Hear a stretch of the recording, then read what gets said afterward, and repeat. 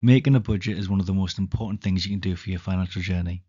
This is because it enables you to focus clearly on what is important to you and prioritize your monthly spending habits around those things.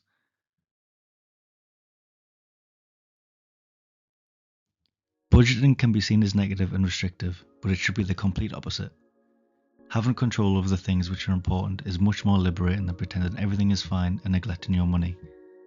Making this step to master your finances can be difficult, so in this video I'm going to talk about 3 budgeting methods that you can utilize to begin building wealth.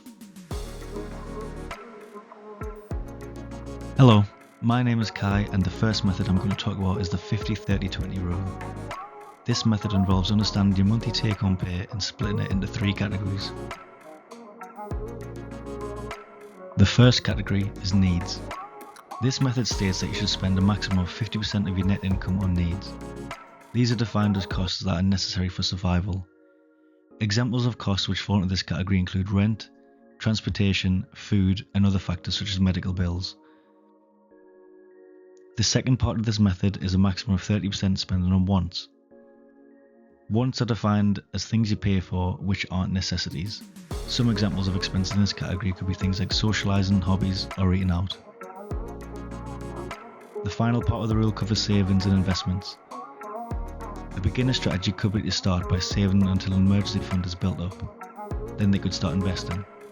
This is completely down to the individual and what plan suits them best. The key to this method is clearly defining what is classed as wants and needs. Do you need every TV subscription you have, or can you cancel some? Do you need a luxury car, or could you survive on a cheap but reliable vehicle? Do you need to eat out 4 times a week? Being realistic and taking this differentiation seriously is what makes this plan optimal. This method involves ditching the cards and changing the main way you spend your money to cash. The general idea is you split your cash into different envelopes which again have certain categories. Once all the cash has been spent, it can't be replaced until the following month. At this point in time, we live in a digital age where it is so simple to make payments for things electronically or via contactless means. This is great for convenience, but creates a host of other issues. It is so easy now to go on a spending spree and not even think about the money you've spent. This newfound convenience makes it normal for people to stick their head in the sand and ignore their financial situation, leading to more money being spent when using these new means. You don't even need to use a card, so it is easier than ever to dissociate spending.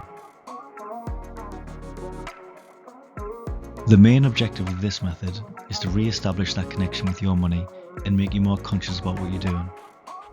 Physically parting ways with your cash should increase awareness and change your behaviour. At the very least, it acts as a mini allowance for a specific expense. Overall, this method is great for making people aware of where their money is going. This alone could have a positive impact on finances.